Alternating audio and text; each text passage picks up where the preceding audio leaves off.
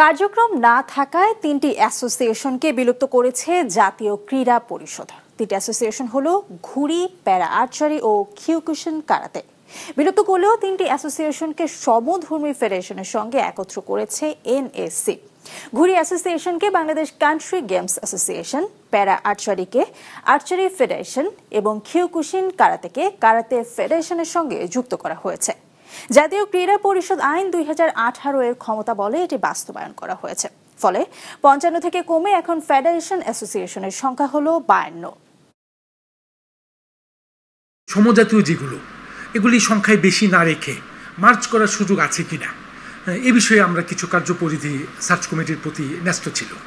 এটা আমরা জাতীয় ক্রীড়া পরিষদের পক্ষ থেকে মাননীয় উপদেষ্টা স্যারের নেতৃত্বে আমরা এটি স্টাডি করেছি। তো স্টাডি করে আমরাও আসলে একমত পোষণ করে এই 3টি ফেডারেশন মূল ফেডারেশনের সাথে মার্চ করার অনুমোদন দিয়েছেন। আজকে আমরা নোটিফিকেশন দিয়েছি।